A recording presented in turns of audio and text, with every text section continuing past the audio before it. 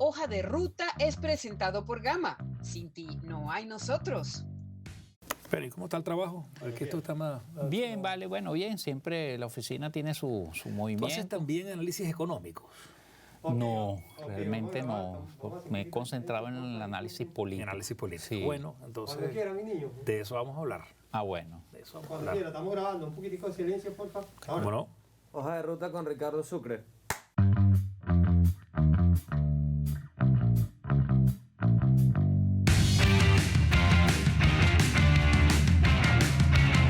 Ricardo, encantado de tenerte con nosotros en esto que hemos llamado conversaciones bajo el título de Hoja de Ruta. Como te comentaba antes de arrancar, te explicaba un poco de dónde vino toda esta idea. Tuvimos una primera temporada que versó más sobre los temas, digamos, del pasado reciente de Venezuela, los compromisos institucionales, empresariales, la visión del mundo de los líderes del trabajo, pero siempre tratando de entender qué fue lo que nos pasó. Eso no quiere decir que no, en algún momento tampoco no hagamos referencia al pasado reciente, porque creo que hay que entenderlo para entender el presente. Y digamos, cerramos esa primera temporada, tuvimos un momento de descanso, unas cuantas semanas, y estamos en la primera fase, en el arranque de la segunda temporada, que hemos decidido dedicársela a la coyuntura, al momento que está viviendo Venezuela en estos momentos. Tratar de comprender los pormenores y de descifrar las incógnitas que están detrás de los actores del poder en un momento tan complejo como el que estamos viviendo.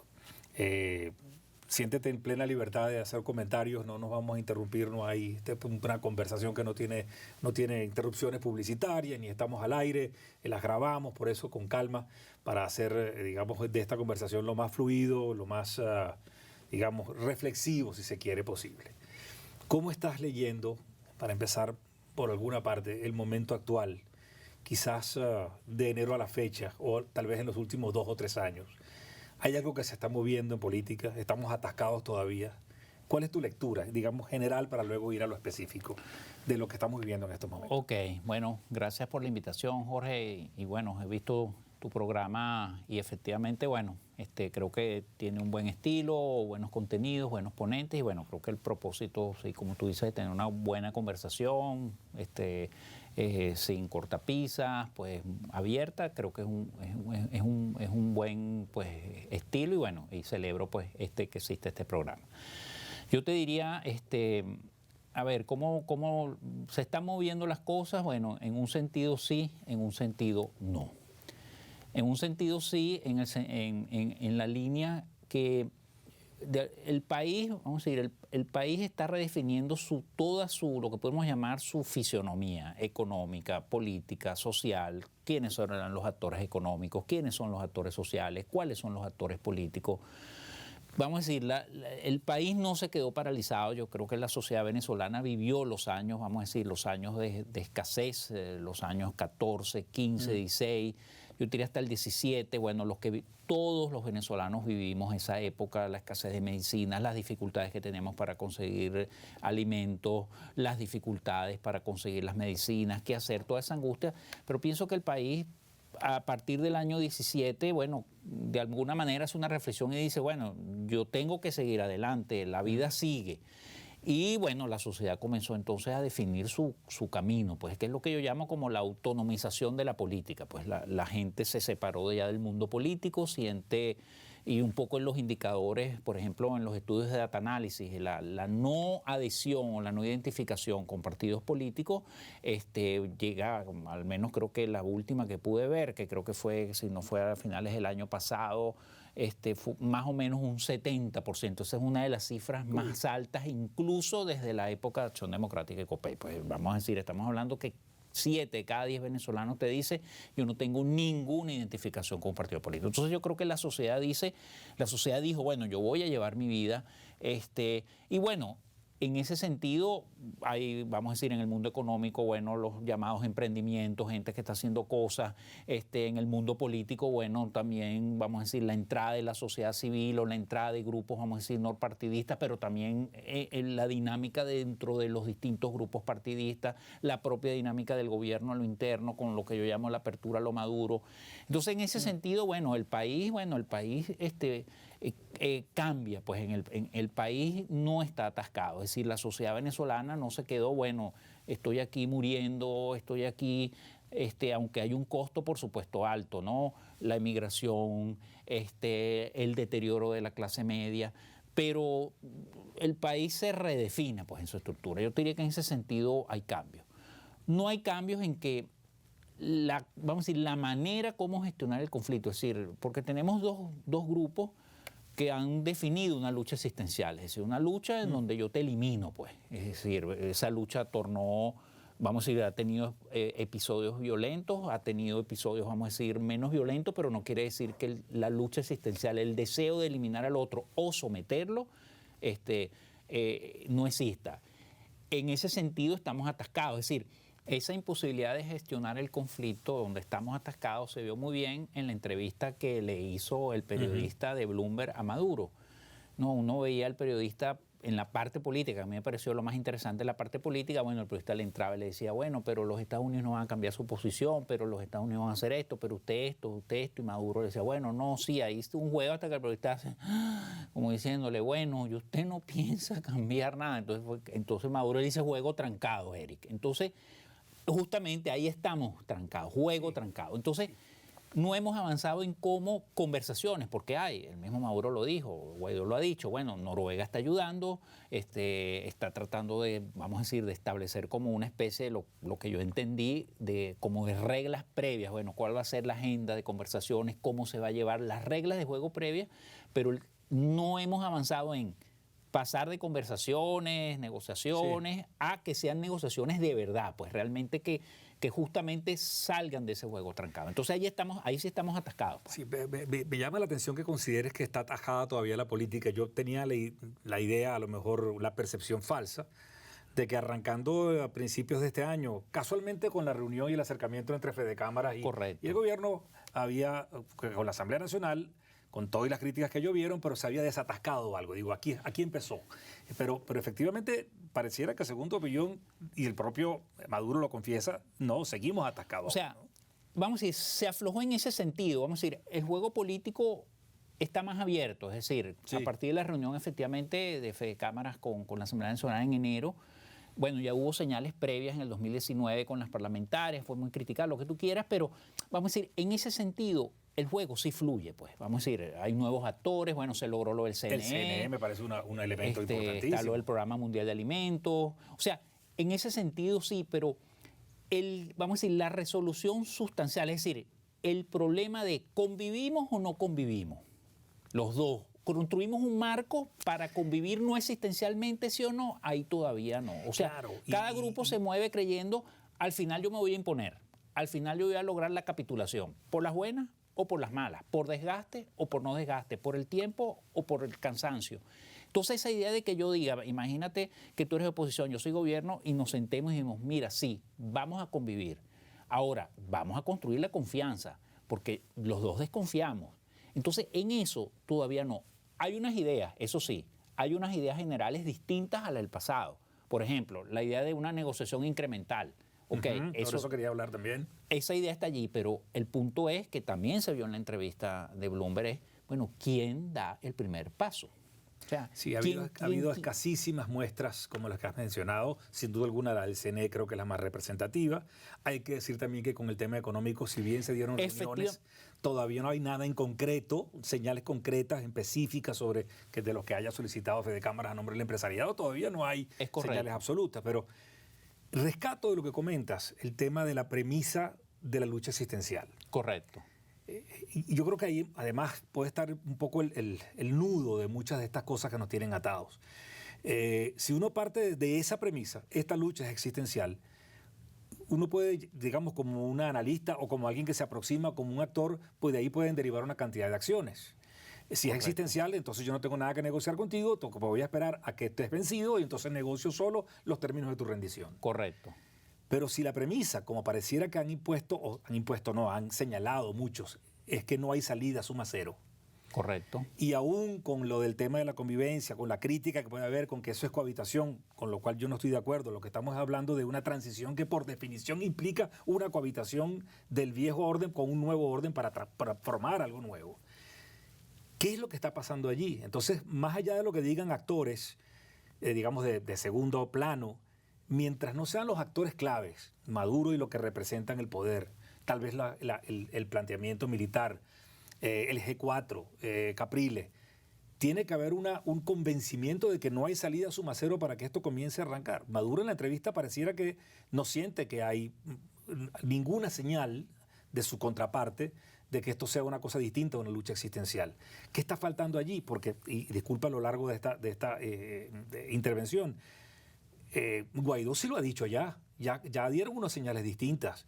Ya no está el cese de usurpación como elemento primario o previo a hacer cualquier negociación. Ya el propio Estados Unidos ha dicho, si hay concesiones democráticas puede haber levantamiento parcial de sanciones. Estamos cerca de que eso cambie y que comience a moverse algo en el terreno de una negociación verdadera, sea integral o incremental. Oye, honestamente no lo veo cerca. Yo lo que sí veo cerca es que de alguna manera se está definiendo cómo abordar justamente ese problema. Es decir, tratando yo ponerme en la lógica del gobierno y de Maduro. Es decir, Maduro, al menos en mi análisis, no piensa, vamos a decir, en lo que podemos llamar los términos de los incentivos, pues lo que podemos llamar la teoría de los incentivos. Entonces, Maduro no es la persona que tú vas a decir, bueno, si tú abres para las elecciones, nosotros te quitamos las sanciones. Eso fue lo que le dijo el periodista Bloomberg. Le dijo, mira, eso es juego trancado, pues, o sea, olvídate de eso. Pero entonces el periodista le preguntó, bueno, entonces usted sabe lo que yo busco, por fin, ¿hay una ventana o no? ¿Sí o no? Entonces Maduro le dice, la ventana es abrir un canal de comunicación, no con la oposición, con los Estados Unidos. Correcto. Un canal, más nada, que de hecho, más bien fue muy, vamos a decir, abundante en contar con la experiencia de Trump. Más bien, a mí me da la impresión que a Maduro le hubiera gustado que Trump hubiese repetido, porque ya se había construido, por lo que él dijo, más o menos un cierto canal de comunicación. Entonces, ¿qué paso falta? O sea, lo que yo siento es que, de alguna manera, el paso que falta es cómo se construye justamente ese primer paso. ¿Es Maduro el que lo tiene que dar? ¿Son los Estados Unidos? Estados Unidos dijo que no, ya, con lo que salió un correo, Maduro dijo también que, bueno, al menos así no. Entonces, ¿cómo construir? Lo que falta es cómo construir ese primer paso que ninguno de los dos grupos, de alguna manera, y en este caso más Maduro, no tanto por las concesiones que tengo no que hacer, sino porque es el que yo siento que en ese intercambio pierde. ¿Pierde en qué sentido? Bueno, pierde simbólicamente, políticamente. Sí. Porque la apertura económica la está haciendo. Yo creo que ahí tiene como una estrategia política mucho más clara. Es decir, sin hambrarla, aunque le dijo al periodista, no hay privatizaciones, ese tipo de cosas, pero creo que hay una apertura, ahí creo que la tiene más clara, incluso frente a su público, porque ese es un clivaje del mundo chavista. Es decir, ¿este es un gobierno leal a Chávez o no? ¿Consecuente con las ideas de Chávez o no? Pero en esa parte, ves, de construir, o sea, que Maduro diga, bueno, está bien, yo voy a sentarme, yo voy a discutir el tema de las elecciones presidenciales, vamos a ir abierta. El paso sería, bueno, ¿cómo hacemos en esa lógica incremental que Maduro dijo creer? Sí. Y yo tengo mi teoría por qué cree en eso, pero en todo caso, en esa lógica incremental, bueno, ¿cómo construir justamente para que se den los pasos simultáneos? ¿Cuáles son? Bueno, que el mismo gobierno se mueva y el gobierno de Estados Unidos también se mueva. De una manera que tú digas, bueno, lo que se hizo previamente, es decir, esas ciertas señales, bueno, cuando se firmó el Programa Mundial de Alimentos, entonces Estados Unidos mandó un tuit, caramba, qué bueno. Cuando se nombró el CNE, no lo criticó, no lo felicitó, pero tampoco lo criticó. Pero aquí habría que ir como un poco más allá para decir, bueno, da un paso el gobierno, pero también el gobierno de Estados Unidos da otro paso, pero simultáneamente. El problema que yo veo es que los dos están esperando, da tú el paso. Cuando tú lo dejes, yo lo doy. El otro le dice, no, dalo tú. Y los dos pueden esperar. El problema es también que los dos pueden esperar. Estados Unidos, tengo la idea de que, bueno, está viendo un poco qué va a hacer Maduro. No sé si más adelante regresarán a las políticas de presión, como dijo Juan González, si al estilo de Trump o otra manera.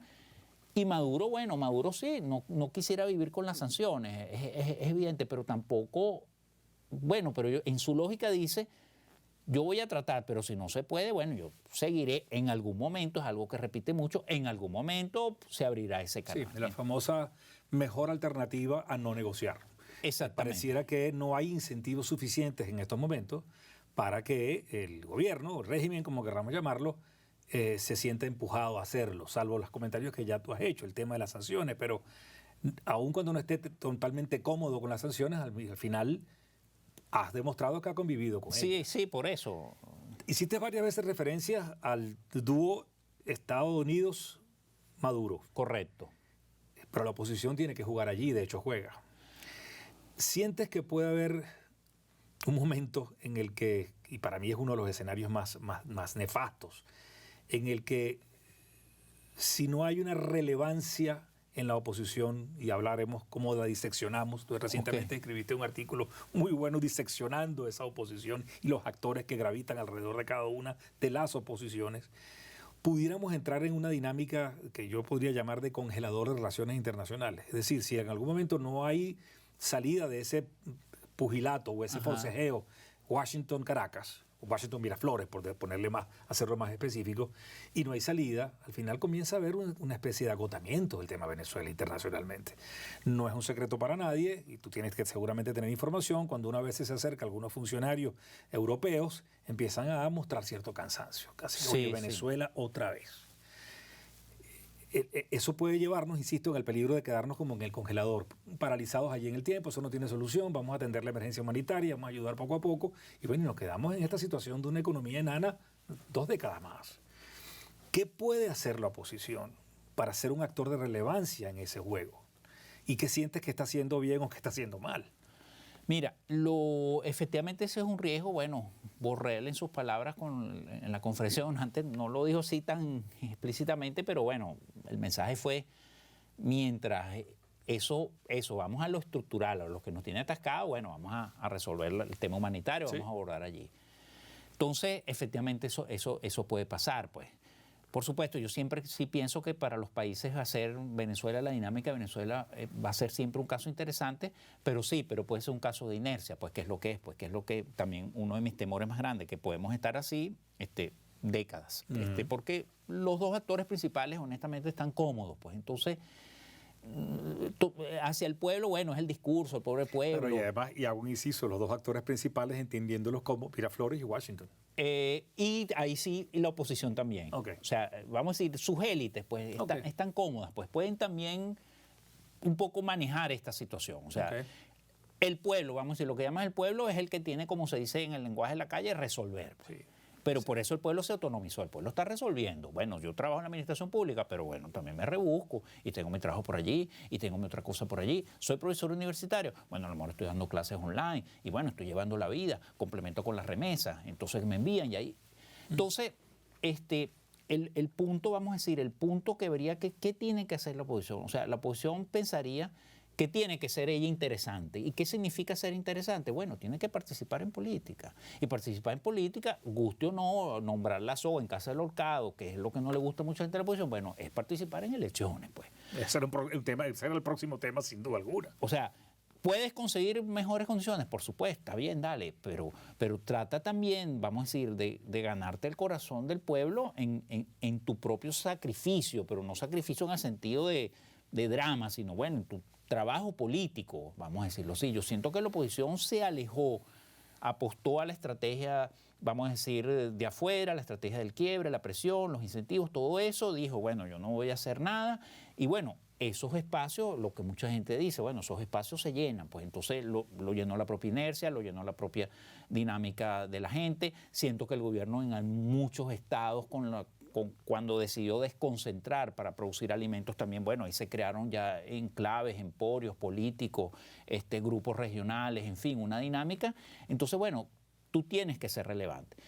Un poco es lo que yo veo que están tratando de hacer cada grupo. Por ejemplo, yo noto en el grupo Guaidó, en el grupo G4, como, vamos a decir, un relanzamiento de la marca, vamos a llamarlo así. Okay. O sea, tú ves que, por ejemplo, el anuncio del viaje afuera, que creo que también está marcado porque también el agotamiento externo es porque la realidad cambió también. Bueno, tienes el caso peruano, pues. Entonces, vamos a ver Colombia, porque o sea... En Colombia se avisoran problemas. Exactamente, tienes Colombia. Brasil, yo veo que Bolsonaro tiene más maniobra, pero aún así también Brasil va a ser otro desafío. Tienes el caso de Centroamérica también. Es decir, bueno, El Salvador, si lo pones en un lado, Nicaragua, si lo pones en el otro. Y el mundo post-pandemia es otro mundo. Exactamente. Entonces, bueno, también el agotamiento viene porque bueno, sí, es una realidad. La idea de las democracias liberales han retrocedido y muchos de sus símbolos ya no existen. Es decir, Piñera no tiene la fuerza de Macri, no está en Argentina, como digo, Duque está en problemas ahorita en Colombia. Sí, entonces, bueno, el mundo internacional también, bueno, no solo tiene sus problemas. Biden está tratando, como él dice, de construir esa alianza, vamos a llamarla así, de las democracias liberales. Pues entonces da este impulso, pero está en sus primeros pasos. Es decir, entonces la oposición, creo yo, bueno, sí, puede hacer su viaje externo. Entonces yo creo que el grupo G4, bueno, se está relanzando con su viaje externo. A Guaidó otra vez las visitas, las cuestiones. Sí, hay algo de movilización, un intento por lo menos de movilización de calle. Es correcto. Se está anunciado para el 5 de julio una especie de firmazo en respaldo al Plan de Salvación Nacional. Eso implica mover la fibra. Es correcto. Pues, ¿no? Entonces, pero al final, bueno, vas a la pregunta, ¿vas a ir al terreno de confrontación electoral o no? O todo esto es para al final decir, no hay condiciones, no voten, vamos a repetir otra vez el año 20, otra vez saldrán los videos con los centros vacíos, la misma esquema. Entonces, bueno, no lo sé todavía, pero al menos ahí, vamos a decir, está tratando como de decir, este grupo, yo sigo en la política, porque también hay muchos mensajes allí, también internacionalmente puede estarle diciendo, yo sigo en la política, en fin. Y el grupo Capriles es el grupo, vamos a decir, como poner la otra cara, porque hay diversos, efectivamente, pero vamos a decir, este otro grupo, yo creo que su apuesta es un poco, bueno, yo voy a bajar el perfil, voy a tratar de negociar cosas, y eso, voy a abrirme el camino de manera incremental, pues poco a poco. No está claro si irá o no a competir. Pienso que en las condiciones de la oposición me luce que la lógica Capriles es más acertada en este momento que la lógica Guaidó, pero bueno, vamos a decir, están en las dos. Pero lo que tiene que hacer la oposición, pensaría, es, bueno, ¿cómo eres relevante políticamente? Sea porque movilizas, sea porque tienes un programa, sea porque la gente confía en ti, ve en ti alguna idea, algún planteamiento, sea porque sacas a la gente de la inercia, sea porque la interpelas. O sea, hay muchas maneras de ser interesante políticamente. ¿Por qué nos cuesta tanto entender, por ejemplo, yo sé que se ha estigmatizado, y sobre todo en las redes sociales, que es importante, pero no es toda Venezuela, pero creo que hay que prestarle atención. Esas latiguillos, ¿no? Dictadura no sale con votos, o tu voto no elige.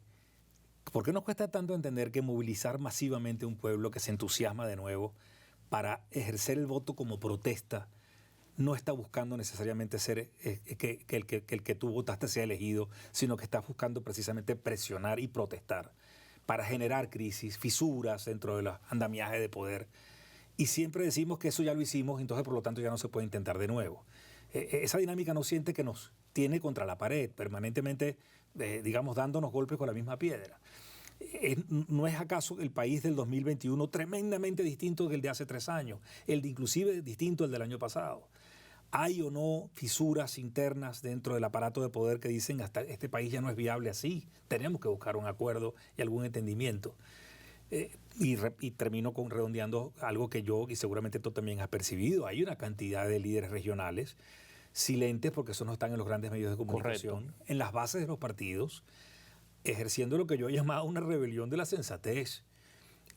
Se quieren mover, quieren ser concejales, quieren ser alcaldes, quieren ser gobernadores. Están decididos a hacer política. Pero pareciera que eso puede ser un movimiento divorciado del liderazgo nacional. Correcto.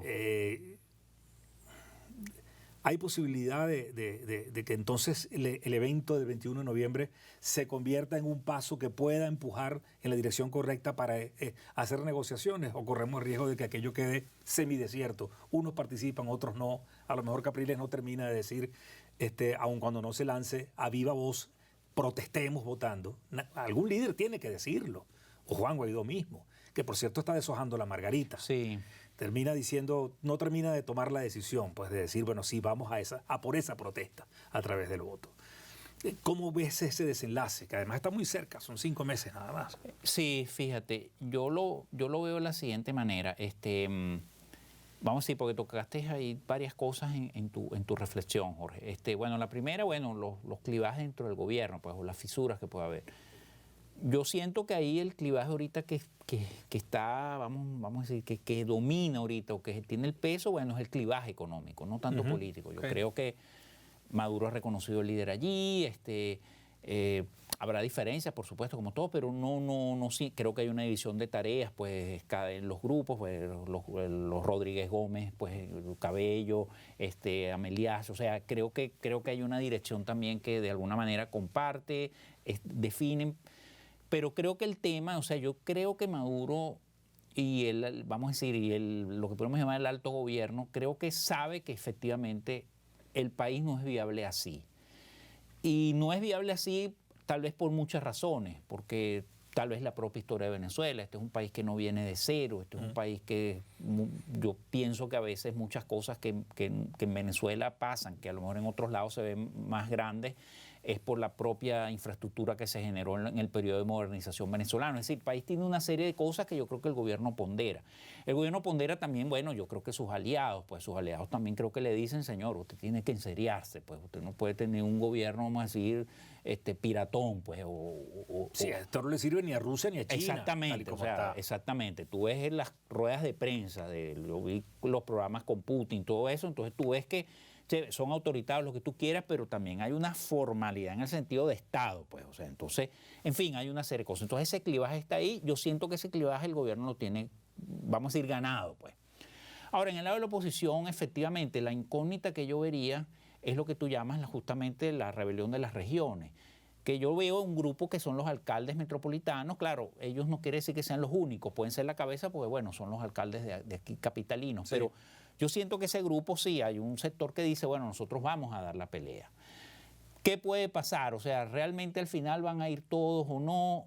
Oye, no lo sé. Si tú me preguntas hoy, pensaría que no van a ir todos, pero pensaría que esa elección, porque lo importante ahorita quizás es como la meta, vamos a decir, el metacuadro. Es decir, ¿cómo insertas tú esa elección dentro de las dinámicas políticas que están en Venezuela? ¿Qué significa eso? Bueno, si la estrategia de la oposición va a ser construir el 21 de noviembre como una etapa subversiva para ver si produce el quiebre, yo te digo, ahí perdiste. O sea, ahí... Interesante que lo dejes claro. No es que porque hay una avalancha de votos ese día que son descaradamente robados, ya se acabó esto. Exactamente. No, en absoluto. Si ese no es el punto. Si esa va a ser la estrategia, yo de entrada te diría, mira, olvídate ya, eso está perdido. Ahora, si tú construyes eso, lo que hablamos al inicio del programa, bueno, en términos de, bueno, aquí hay un gesto, un paso de una oposición que tiene un liderazgo, que tiene un voto, que tiene un apoyo, pero no es una oposición, vamos a decir, no estamos construyendo eso en un formato existencial, sino en un formato, bueno, vamos, hay una coexistencia, pugnaz, diferente, pero hay una relación o una convivencia. Y esa, vamos a decir, esa fuerza política, de alguna manera, correcto. Esos líderes políticos, esos líderes regionales, bueno, con un programa, con una idea, vamos a decir, como dar tu pelea, te van a dar, pero dar tu pelea, yo utilizo mucho la analogía o el símil de la lucha no violenta, es decir, hay la película, no sé si tú la viste o los espectadores la vieron, que se llama El mayordomo de la Casa Blanca. Ah, ¿cómo no? Sí, sí. Bueno, hay una parte, uno de los hijos, uno va a Vietnam, entonces el otro era como el rebelde se mete en la lucha no violenta. Entonces hay una parte de la película cuando le están dando como los cursos, que los mandan a un café, vamos a decir, como un cafetín aquí en Venezuela, un café, una panadería. Y se sientan unas mujeres negras, unos hombres negros, y comienzan los blancos a decirle, no te vamos a atender, no te vamos a hacer esto. No, le comienzan a decirle de todo los tipos firmes. Así pues. es. Es decir, si tú en esa lógica, vamos a decir, de la panadería de la película, vas a ganarte tu legitimidad, yo pienso que el pueblo te va a dar el apoyo. Entonces, en ese formato es que yo construiría, y el 21 de noviembre puede servir para eso, pues puede servir porque es lo que te puede abrir el punto para que tú digas, bueno, yo no sé la transición, pero por lo menos que tú plantees una alternancia es posible, que es donde yo siento que habría como que, porque sí, Maduro en su mundo es la entrevista a Bloomberg, yo llamo, bueno, Maduro en su mundo, no tanto porque no tenga los pies sobre la tierra, ojo, los tiene y bastante, de verdad la gente subestima mucho, ya es un lugar común decir, pero los tiene. Y yo creo que más bien ha mejorado mucho en eso, por lo que dijo un acto hace 2 viernes. Pero el punto es cómo tú logras decir, bueno, esto es posible, y que el gobierno diga, oye, ahí no tengo mucha capacidad de maniobra porque ya es una propia dinámica de la población. Entonces ahí el 21 te ayuda, pero ¿cómo lo construyes? Es decir, ¿cómo tú insertes esa pieza dentro del marco político? Dentro de una estrategia, digamos, de más aliento, que a lo mejor también hay que empezar a decirlo, debe tener conciencia de los tiempos. Claro, por supuesto. Porque sí, está el revocatorio en algún momento que, digamos, legítimamente se puede pedir, pero si no hay una situación política que prefigure el revocatorio como una salida que ponga en pugna digamos, en tela de juicio el poder, sencillamente no se va a dar. Y después tenemos el 24. ¿Por qué le cuesta tanto al liderazgo político trazarse metas que sean un poco más realistas? Y complemento con lo siguiente, no se podría, digamos, construir una victoria política antes inclusive del evento del 21 de noviembre, con un relato nuevo. El tema, y digamos quizás sea un poco ingenuo con este comentario, el tema ni siquiera va a ser cuántas alcaldías y cuántas gobernaciones y cuántos concejales tienes, sino cuál es el caudal de votos que tú lograste, para ver si realmente ese potencial de gente que está molesta con el gobierno realmente se puede convertir en masa política con alguna definición y con algún sentido de alternativa de poder. No es simplemente ir a las elecciones y que cada quien por su lado sume sus voticos, sino que haya un metarrelato, si se quiere. ¿Sientes que hay alguien que está haciendo eso? Capriles posiblemente, o lo hace tímidamente. Muy tímidamente, muy en el estilo Capriles, para allá y para acá. Entonces, yo diría como más elaborado, no. Quizás la respuesta sí la pueda dar el pueblo, pues el elector.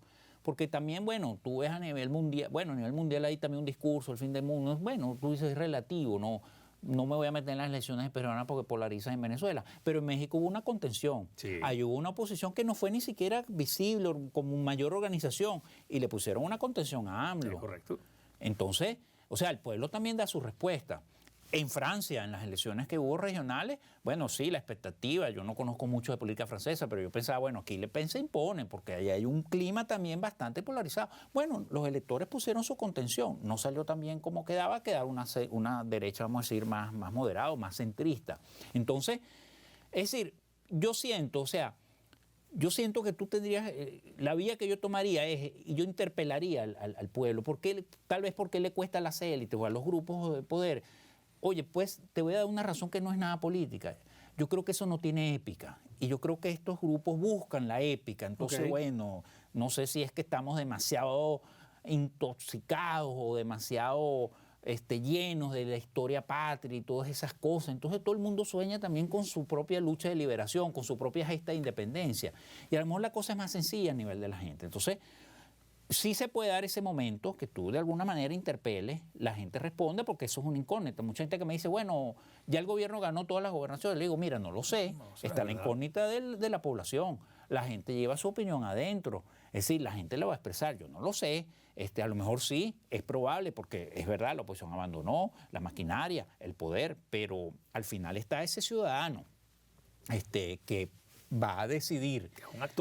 Es un actor primordial. Yo siento que sí va a haber más movilización para esta elección. Porque la elección también lo mueven, porque son cargos ejecutivos, lo que tú tomabas en la rebelión de las regiones. Siempre en nuestra tradición las alcaldías y las gobernaciones importan. Fíjate que en los municipios capitalinos la gente se va a mover. Yo voté en el 17 cuando se decía que no iba a votar. Igual que yo. En mi municipio. Y yo me voy a movilizar otra vez. Porque más allá de si las gestiones o no las gestiones son buenas o malas, pero hay una lógica ahí que está. Entonces, yo siento que va a haber más movilización y creo que también el liderazgo, tiene, vamos a decir, ¿cómo lo plantea? Se lo plantea exactamente, esto es una ruta para ir construyendo, una ruta que no va a ser eterna, porque tienes el 24. Yo sí no, salvo que se den unas condiciones o salvo que sea acordada, yo no tomaría la ruta del revocatorio, yo me iría directamente al 24. No te agrada eso, correcto. Porque, no lo ves políticamente. Porque tienes justamente que construir, es decir, no estás en un vacío, yo me tengo que construir frente a la otra parte. Claro. Salvo una circunstancia, no sé. Imprevista o acordado. O que en ese diálogo que está construyendo Noruega, a lo mejor se construye. Ok, ahí perfecto. Pero buscarla, si no hay eso, yo simplemente me iría al 24. Construiría. Justamente iría ese relato que tú planteas, ese meterrelato. De alguna manera que la propia sociedad tome conciencia, y el propio gobierno, que ahí está lo más difícil, pero es lo que yo haría, ya es inevitable, una alternancia. Entonces, eso es lo que yo haría. Fíjate como al final el tema electoral, que tanto nos divide y nos pone a pelear, suele despacharse con una simpleza enorme. El tema de que eso no resuelve el conflicto. Entonces, sí. Te pregunto, aunque a lo mejor puede sonar a una pregunta muy obvia de blanco o negro, y en política sabemos que muy bien que no todo es así. O sea, no asistir a esa elección suma para una negociación, y por otro lado, asistir y hacer el esfuerzo puede colocarnos mejor frente a una negociación en el futuro. Oye, la última, claro. A mí me parece más que Sí, obvio, sí, Ricardo. claro, sí, sí. Y aun cuando aquí no estamos por convencernos ni tú ni yo, sino que la gente escuche y tome sus propias decisiones, yo creo que es un momento en que el ciudadano debe reflexionar. Claro, sí, no, O sea, indudablemente. construye más fuerza para Claro. lograr algo. Entonces, cuando, por ejemplo, Juan Guaidó en algunas ocasiones dice, eso es un falso dilema. No, no, es un dilema muy real.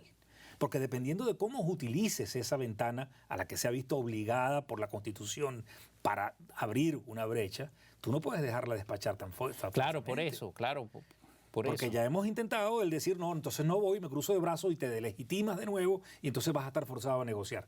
Eso no es verdad. Sí, no, y lo que yo siento más bien que los vientos del mundo van en otra dirección. Pues a lo mejor no va a haber un pro Maduro, pero el contra Maduro no va a tener esa intensidad. Entonces, bueno, yo creo que los países van a decir, muchos van a decir, bueno, hay que convivir con esa realidad. Sí, Entonces, más bien... eso así, vamos a exacto, ayudar a estos exacto, pobrecitos venezolanos es- mientras podamos. Pero exactamente, pero es muy claro que sí, pues que participar te pone en una mejor posición. Quiero pero rescatar, muchísimo. antes de entrar ya en la fase final, Ok. algo que comentaste de la entrevista con Maduro. Yo también la vi, la de Bloomberg. Correcto. Vi las tres, porque además hicieron... Es correcto, yo vi las tres. vi las correcto, tres, la de sí. Juan Guaidó y la de Capriles. Es correcto. Tengo opiniones sobre las tres y creo que además Bloomberg hizo un gran trabajo. Sí, Invito sí. a quienes escuchen y nos vean que se tome el tiempo y escuchen Claro, completa sí, las yo tres. veo las críticas y digo, pero bueno, Hay que verla. claro.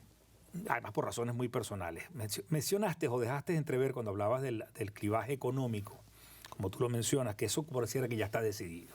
Persiste la duda en los inversionistas, en los empresarios, en todo aquel que tenga algún bien o alguna oportunidad para invertir, de que esto ha sido solamente esta apertura desde 2017, anárquica, como la querramos llamar, pero apertura, tú lo llamaste al principio apertura a lo Maduro. A lo Maduro, sí. Yo lo llamé modelo chimbo en alguna entrevista recientemente.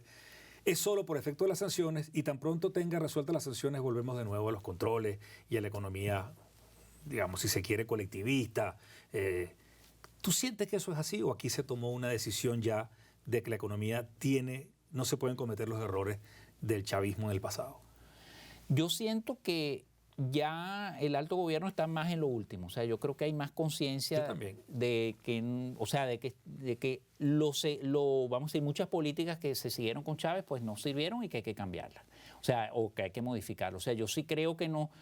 Maduro juega con eso. Yo siento porque, bueno, ahí es donde yo veo la dinámica interna del mundo chavista. Maduro, bueno, el bolívar, el dólar, van a permitir el dólar, pero cuando el bolívar vuelva, entonces va a ser el bolívar. Lo que pasa es que las sociedades no son unas cosas cuadriculadas, ya las sociedades cambian. Y yo siento que sí, que hay una conciencia, bueno, se ven sus instrumentos de leyes, ley antibloqueo, zonas económicas especiales, ley de hidrocarburos. El hijo de Maduro se está construyendo como una especie de modernizador, de referencia modernizadora. Entonces, Sí. el que está hablando de la ley de zonas económicas especiales, el que está hablando de las expropiaciones, nos equivocamos. Entonces, yo siento que en el alto gobierno hay ya una convicción de tenemos que hacer una apertura económica. Por supuesto, yo llamo la apertura económica a lo Maduro en el sentido que, bueno, el desorden, la improvisación, la opacidad, pero pienso que sus referencias son, y ahí, bueno, ahí es donde la sociedad tendrá que ponderar qué cede o no cede. Sus referencias son, bueno, sí, China, Vietnam, es decir, una economía, vamos a decir, sí.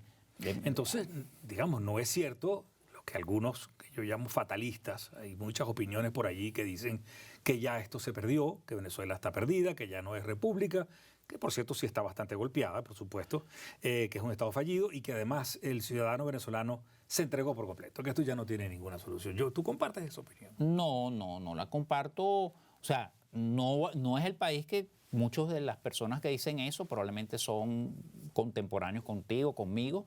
Bueno, ese país sí no creo que vaya a ser, pues. O sea, podemos decir, ¿es posible Venezuela una democracia liberal como la conocimos? Cónchale, yo te digo imposible, no creo que sea. Ahora, no la veo ya. Sí. O sea, pero eso no significa que haya una ciudadanía entregada. Claro, exactamente. No, eso no significa exactamente, pues, lo que se justamente con tu reflexión, vamos a la primera, al comienzo de la entrevista, es, bueno, la gente está redefiniéndose en ese marco, pues. Entonces, tu tarea es, bueno, como yo, como político opositor, de alguna manera presento una propuesta o de alguna manera me hago diferente, aunque no sea popular. El famoso video de la cava que salió parándole un lío a unos policías para quitar una cabala. Coincidimos por Twitter en unos comentarios tú y yo ayer. Mucha gente que no es chavista aplaudió. Sí, cómo no. Y caramba, algo hace, al menos, y el famoso al menos. Bueno, la reflexión es, más allá de, tú como opositor, entonces, ¿cuál sería tu diferencia entonces con la cava? Ser alternativa de poder. Ajá. ¿Cuál es tu diferencia? Porque si al final el problema de Venezuela no es lo que tú dices, porque cuando yo vi ese video yo reflexioné, bueno, si Maduro me dio en serio la economía, más o menos esto funciona, más o menos establece un cierto esquema de subsidio, más o menos afloja por acá. Mucha de esa gente que hoy es patria muerte, ¿realmente seguirían siendo patria muerte o no? Yo creo que el gobierno lo tiene. El gobierno, la gente es demasiado hábil en muchas cosas. Ahorita yo creo que está haciendo muchas cosas contraintuitivas. O sea, cosas que mucha gente dice, ay, pero yo no pensaba que era así. Hace falta más audacia entonces en el liderazgo opositor. Sí, falta audacia en el sentido de salirse, yo siento salirse del cuadrito. Ajá, son muy normativos, excesivamente normativos. Y es raro que sean normativos porque la mayoría de ellos dicen que, bueno, vienen de abajo, que sufrieron. Y esto es un país, vamos a decir, audaz en eso, pues, un país pila, pues. Entonces es raro que tú lo ves como muy en un guión, pues yo no me sé que honestamente gustará o no, pero a mí la entrevista de Bloomberg a Guaidó, eso fue lo que me transmitió, un señor en un guión, pues, que no sale las palabras, los contenidos, lo mismo, o sea, no sale de ese guión, pues. Entonces, bueno, a lo mejor tiene éxito, no lo sé, pero mi olfato me hace pensar que puede quedarse allí. Entonces sí, te hace falta más audacia no solo en entender al país, en las propuestas, en lo que hace, en lo que dice.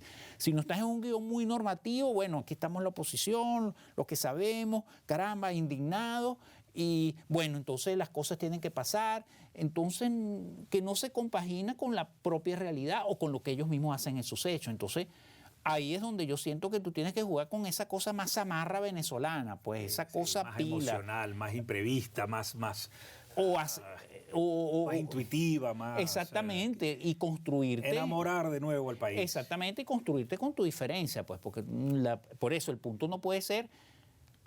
mi modelo es la cava, entonces yo voy a hacer como la cava. Entonces, por eso, a lo mejor yo no lo sé, esa es otra discusión, pero la pregunta es, entonces, ¿cuál es tu diferencia al final del día? Así es. O sea, entonces, ¿qué le dices tú al país entonces? ¿Ves? Ricardo, estamos ya entrando al final y solemos, ya casi como una marca de fábrica de hoja de ruta, terminar con 3 preguntas para respuestas breves, ya finalizando, que te salgan del corazón, de lo que sientas. La primera de ellas, ¿qué evento reciente o qué hecho te hace sentir optimista sobre el futuro de Venezuela? Oye, la serie de eventos que se han sumado, CNE, Programa Mundial de Alimentos, la propia dinámica de la población, yo diría que me hace pensar que hay una cierta conciencia detrás de que estamos en un juego más serio y que, bueno, que hay que saberlo llevar. Okay. ¿Alguna frase o una palabra, puede ser sencillamente, que a tu juicio defina el momento actual? Queremos salir de la inercia, pero estamos cómodos y no queremos, con el choque, pues, el Dr. Jekyll y Mr. Hyde. Quiero salir de la inercia, pero también me gusta, es cómodo, puedo estar, pero no quiero. A lo mejor la frase debería ser, o la palabra, atrevámonos, ¿no? A cambiar esa inercia. Exactamente, atrévete a dar el paso o por lo menos cuestiónate. Esta pregunta es presentada por Gama. Sin ti no hay nosotros. Y finalmente, ¿cómo ves el futuro de Venezuela? ¿Cómo lo percibes? Mira, lo percibo, no te voy a decir sea un futuro radiante, en el sentido que creo que hay que construirlo.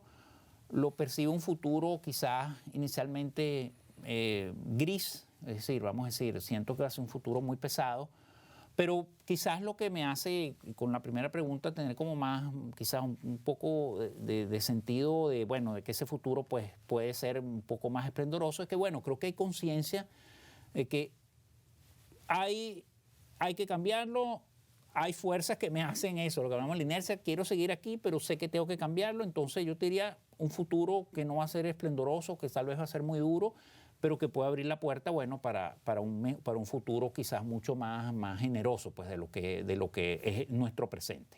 Ricardo, agradecidísimo por tu tiempo, por tu trabajo, porque piensas permanentemente en el país y opines sobre él y que influyas en la medida de lo posible los actores para mover esta carreta. No, Jorge, gracias a ti por la invitación también, bueno, y deseo el mejor de los éxitos a tu programa. Más bien, gracias por el gracias. espacio, ¿vale? No, a ti. Saludos. Igual, vale.